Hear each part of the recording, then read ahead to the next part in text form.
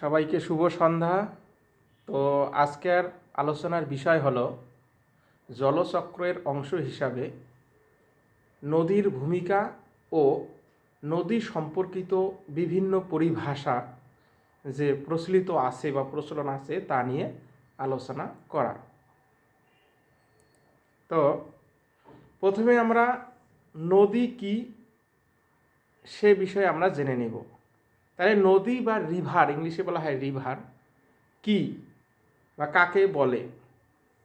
সাধারণত আমরা জানি যে উঁচু পার্বত্য ভূমি বা পার্বত্য অঞ্চল থেকে বৃষ্টির জল বা হিমবাহ গলা জল বা প্রস্রবণের জল একটি স্বাভাবিক জলধারা রূপে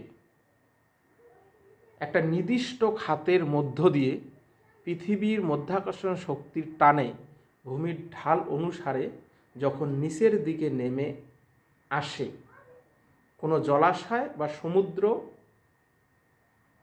পতিত হয় বা মিলিত হয়, সেই জলধারাকে বলা হয় নদী বা রিভার। তো এই বৃষ্টি বা বরফ গলা জলে সৃষ্টি সুপ্রিয় জলধারা যখন উৎস থেকে উৎপন্ন হয় অভিকর্ষ বলের প্রভাবে ভূমির ঢাল অনুসারে উচ্চ অঞ্চল থেকে নিচু অঞ্চলের দিকে বা পার্বত্য অঞ্চল থেকে সমভূমির দিকে কোনো প্রাকৃতিক খাতের মধ্য দিয়ে এঁকে বেঁকে ভাবে প্রবাহিত হয়ে কোনো সমুদ্র বা হ্রদে মিলিত হয়, তখন তাকে আমরা বলি নদী।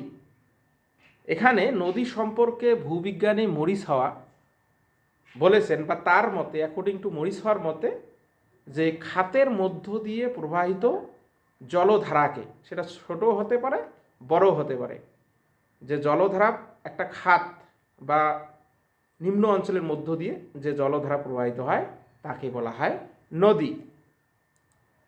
তো এখানে নদী আলোচনা করতে গিয়ে আর একটি শব্দ উঠে আসে, সেটা হচ্ছে নদ। তাহলে আমরা জানবো যে নদ আর নদী কি। এটা আসলে ব্যাপারটা কিছু না, যে দুটো শব্দ হচ্ছে, একটা হচ্ছে পুরুষলিঙ্গ সম্পর্কিত আর একটা হচ্ছে স্ত্রীলিঙ্গ সম্পর্কিত। মানে কীরকম, নদ হলো পুরুষলিঙ্গ শব্দ আর নদী হলো স্ত্রীলিঙ্গ শব্দ। যেমন উদাহরণ হিসেবে বলতে পারি, যেমন ব্রহ্মপুত্র, দামোদর, এগুলো হচ্ছে নদ। আর যেমন গঙ্গা, যমুনা, ভাগীরথী, এগুলো হচ্ছে নদী, স্ত্রীলিঙ্গ নামে যেটা পরিচিত। তো নদ নদী আমরা জেনে নিলাম। এখন আমরা জানব যে জলচক্র কি। তাহলে জলচক্রটা কি, যে চক্রাকার পদ্ধতিতে জল কঠিন, তরল বা গ্যাসীয় অবস্থায় শিলামণ্ডল, বেরিমণ্ডল ও বায়ুমণ্ডলের মধ্য দিয়ে আবর্তিত হয়ে জলের একটা ব্যালেন্স বা ভারসাম্য রক্ষা হয়, তাকে বলা হয় জলচক্র। তাহলে জলচক্র আমরা জেনে নিলাম।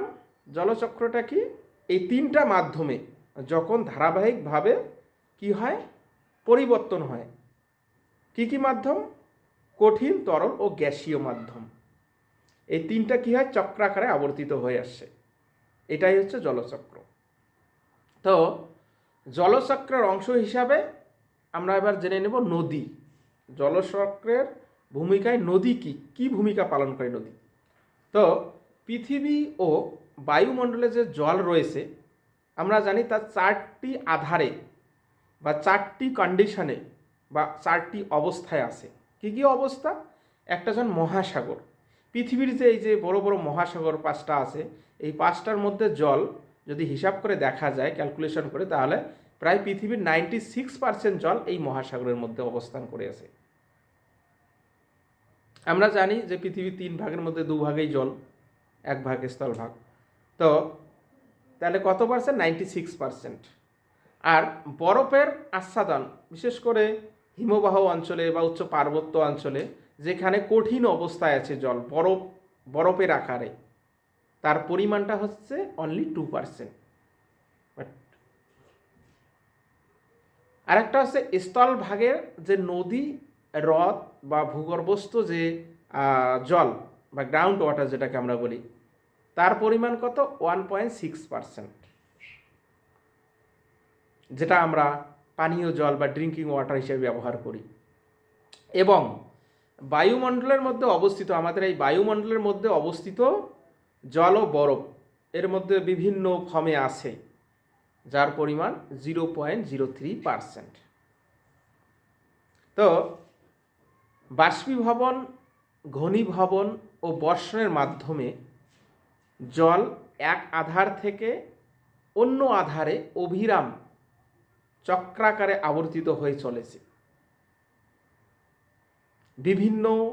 এই যে বিভিন্ন আধারে জলের, আমরা পড়লাম সাগর, মহাসাগর বা বরফ বা স্থলভাগের নদী, জলাশয়, এই বিভিন্ন আধারে জলের এই চক্রাকারে যে আবর্তিত হওয়ার প্রক্রিয়া বা প্রসেস, সেটাকে বলা হয় জলচক্র বা হাইড্রোলজিক্যাল সাইকেল। নদী হলো জলচক্রের একটা গুরুত্বপূর্ণ মাধ্যম বা অংশ, এটা মনে রাখতে হবে। এই যে জলচক্রটা সম্পূর্ণ হচ্ছে, নদী না হলে এটা অনেকটা একটা মানে অসম্পূর্ণই থেকে যেত, আমরা বলতে পারি। একটা গুরুত্বপূর্ণ ভূমিকা পালন করেছে নদী। এখানে যদি আমরা আলোচনা করি যে আর.জে. মুর নামে একজন ভৌগোলিক, জলবিজ্ঞানী, হাইড্রোলজিস্ট, তিনি বলেছেন তার হিসাব অনুসারে যে পৃথিবীতে মোট অধঃক্ষেপণের প্রায় 7%, মানে অধঃক্ষেপণ মানে হচ্ছে বৃষ্টিপাত, তাহলে এই 7% ভূপৃষ্ঠে প্রবাহ রূপে সমুদ্রে ফিরে আসে, মানে প্রবাহ রূপে, পৃষ্ঠ প্রবাহ রূপে কোথায় ফিরে আসে? সমুদ্রে। তাহলে পৃথিবীর মোট জলের মাত্র 0.03 অংশ বিভিন্ন নদীর মধ্যে রয়েছে। কত পার্সেন্ট? মোট জলের 0.03, অনলি 0.03 অংশ বিভিন্ন নদীর মধ্যে রয়েছে। স্থলভাগ থেকে তা প্রবাহ বা নদী দ্বারা ফিরে আসে কোথায়? সাগরে। তাহলে জলচক্রের উৎস অংশ বা কেন্দ্রীয় অংশ হলো মহাসমুদ্র, বোঝা গেল। আর চতুর্থ অংশটি হচ্ছে যেটা আমরা নদীর মাধ্যমে গিয়ে সাগরে পড়ে, সেই অংশটা। তো নদ নদী, আমরা জানি নদ নদী হচ্ছে জলচক্রের একটা গুরুত্বপূর্ণ অংশ। নদ নদী না থাকলে এই বিষয়টা অসম্পূর্ণ থেকে যেত। অধঃক্ষেপণের জল ভূপৃষ্ঠের পর বা ভূপৃষ্ঠে পড়ার পরে বা বৃষ্টির জল ভূপৃষ্ঠে পড়ার পরে তার কিছু অংশ কি হয়? মাটি নিচের দিকে চুইয়ে চুইয়ে নিচের দিকে প্রবেশ করে বিভিন্ন ইনফিল্ট্রেশন বা বিভিন্ন ছিদ্র দিয়ে। মাটির কিছুটা বাষ্পীভূত হয়ে উপরে উঠে যায়, আর বাকি জলের যে বাকি অংশ, অবশিষ্ট অংশ, বৃহৎ অংশ ভূপৃষ্ঠের নদ নদী বা জলধারার মধ্য দিয়ে পৃষ্ঠ প্রবাহ রূপে ভূমির ঢাল বরাবর অনুসারে প্রবাহিত হয়ে সমুদ্র বা হ্রদ বা জলাশয়ে মিলিত হয় এবং জলচক্র সম্পূর্ণ করে। তাই নদী হলো জলচক্র, জলের শিলামণ্ডল থেকে বেরিমণ্ডল বা জলমণ্ডলে ফিরে যাওয়ার একটা গুরুত্বপূর্ণ মাধ্যম, মনে রাখবে। তো জলচক্র সচল রাখতে নদী গুরুত্বপূর্ণ ভূমিকা পালন করে, আমরা এই কথা বলতে পারি। বোঝা গেল? তো এবার আমরা জানব যে নদী সম্পর্কিত বিভিন্ন পরিভাষা। আমরা কতগুলো পরিভাষা জানি নদী সম্পর্কে, যেগুলো আমরা অনেকেই পরিচিত এবং আমরা পড়েছি ক্লাস 10-এর বইয়ে। যে প্রথম হচ্ছে নদী উপত্যকা, বা না বলে যে উৎসটা কি? উৎস অঞ্চলটা হচ্ছে যেখান থেকে নদীর উৎপত্তি হয়। এটা কোনো উঁচু পার্বত্য অঞ্চল হতে পারে, বা কোনো জলাশয় হতে পারে, বা কোনো গ্লেসিয়ার বা হিমবাহ অঞ্চল হতে পারে। যেখান থেকে নদীর উৎপত্তি হয় সেটা হচ্ছে নদীর উৎস অঞ্চল। যেমন গঙ্গা নদীর উৎপত্তি কোথায়? গঙ্গোত্রী হিমবাহ। তিস্তা নদীর উৎপত্তি জেমু হিমবাহ। তো উৎস। এবার হচ্ছে নদী উপত্যকা বা রিভার ভ্যালি। রিভার ভ্যালিটা কি? এই উৎস থেকে, যেখান থেকে নদীর উৎপত্তি হয়েছে, উৎস থেকে মোহনা। মোহনা কি? যেখানে নদী এসে মিলিত হয়, মানে সাগরে যে জায়গায় নদী এসে মিলিত হয়, সেই মিলিত জায়গাটার নাম হচ্ছে মোহনা। তাহলে নদী উপত্যকা হচ্ছে উৎস থেকে মোহনা পর্যন্ত গতিপথের দুপাশে যে উচ্চভূমি আছে, সেটা পাহাড় হতে পারে, পর্বত হতে পারে, সেই দুই উচ্চভূমির মধ্যবর্তী যে সংকীর্ণ নিম্নভূমি দিয়ে যে জলধারা প্রবাহিত হয়, জলধারাটা কীভাবে প্রবাহিত হয়ে আসে তাকে বলা হয় নদী উপত্যকা বা রিভার ভ্যালি। বোঝা গেল? এবার আমরা আলোচনা করব রিভার বেসিন বা নদী অববাহিকা। নদী অববাহিকাটা কি? মানে নদী অববাহিকাটা হচ্ছে একটা অঞ্চল যেখানে বিভিন্ন নদী একসঙ্গে মিলিত হয়। সেখানে নদী, প্রধান নদী হতে পারে, উপনদী হতে পারে, শাখা নদী, প্রশাখা নদী, সেখানে কি হয় একসঙ্গে মিলিত হয় ওই অঞ্চলের মধ্যে। সেটা আমরা নর্মালি আমরা দেখি পার্বত্য অঞ্চল বা উঁচু অঞ্চলের মধ্যে, ওই অঞ্চলের মধ্যে যেখানে এই রিভার বেসিন এলাকায় কি হয়, বিভিন্ন নদীগুলো হ্যাঁ বিস্তারিতভাবে বা শৃঙ্খলভাবে অবস্থান করে বা প্রবাহিত হয়, সেটা হচ্ছে নদী রিভার বেসিন। বোঝা গেল?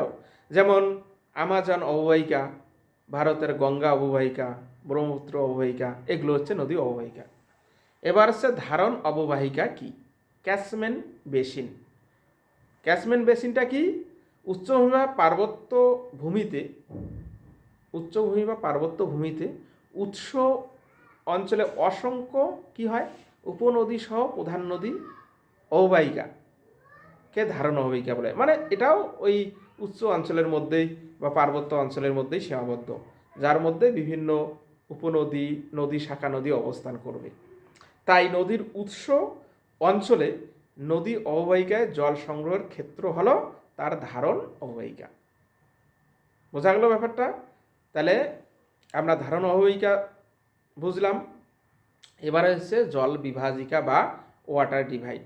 এই বিভাজিকা মানে হচ্ছে বিভাজন করে দেওয়া। এই বিভাজন হচ্ছে একটা উচ্চভূমি যেটা মাঝখানে থেকে নদীকে দুটো অংশে বিভক্ত করে দেয়। যেমন ভারতের বিন্দা পর্বত উত্তর ও দক্ষিণের নদীকে আলাদা করে দিয়েছে। তারপর হচ্ছে তোমার আমরা যদি দেখি দিয়ে কি ওই ভারতের পশ্চিমঘাট পর্বত পূর্ব বাহিনী ও পশ্চিম বাহিনী নদীকে আলাদা করে দিয়েছে। জলবিভাজিকা মানে হচ্ছে একটা বিভাজন বা উচ্চভূমি। বোঝা গেল? তাহলে আমরা পড়লাম বা জানলাম শাখা নদী বা উপনদী এই সম্পর্কে একটু আমরা আলোচনা করব। শাখা নদী কি বা উপনদী কি? উপনদী হচ্ছে যখন মেইন নদীর থেকে যে জলধারাটা এসে মিলিত হয়, বিভিন্ন জলধারা মেইন নদী থেকে, মানে মেইন নদীতে এসে মিলিত হয়, প্রধান নদীর সঙ্গে মিলিত হয়, যে সেটা হচ্ছে কি? সেটা হচ্ছে উপনদী। আর শাখা নদী কি? প্রধান নদী থেকে যে জলধারাগুলো বিভিন্ন শাখায় বিভক্ত হয়ে যায়, সেটাকে বলা হয় শাখা নদী। আর দোয়াবটা কি? দোয়াবটা হচ্ছে দুটো নদীর মধ্যবর্তী অঞ্চল, দোয়াব অঞ্চল। দুটো নদী যেখানে সে মিলিত হয় তার মধ্যবর্তী অঞ্চলকে বলা হয় দোয়াব অঞ্চল। খাড়িটা কি? এখানে আর একটা টার্ম বা আমরা শুনে থাকি যেটা হচ্ছে খাড়ি। খাড়িটা হচ্ছে জোয়ারের জল প্রবেশের ফলে সৃষ্ট নদীর সরু অংশ। যখন নদী সমুদ্রে এসে মিলিত হয় তখন সেখানে কতগুলো সংকীর্ণ খাড়িপথ দিয়ে সমুদ্রের জল নদীর মধ্যে প্রবেশ করে, সংকীর্ণ পথ দিয়ে, সেগুলোকে বলা হয় খাড়ি। বোঝা গেল? এখানে আর একটা শব্দ হচ্ছে বদ্বীপ বা ডেল্টা। নদী মোহনায় যেখানে সমুদ্রে এসে নদী মিলিত হয় সেখানে নদীবাহিত নুড়ি কাকর বালি জমা হয়ে যে দ্বীপ গঠন করে সেটা হচ্ছে বদ্বীপ। সেটাও নদীর নিম্ন প্রবাহে দেখা যায় বা মোহনায় দেখা যায়। তো এই ছিল নদী সম্পর্ক, এই ছিল আমাদের আজকের আলোচনা। তো জলচক্র এর অংশ হিসাবে নদীর ভূমিকা ও নদী সম্পর্কিত বিভিন্ন পরিভাষা। তো আজকে এই পর্যন্তই, আবারও পরের ক্লাসে দেখা হবে, একটা নতুন টপিক নিয়ে আসবো। তো থ্যাংক ইউ আজকে।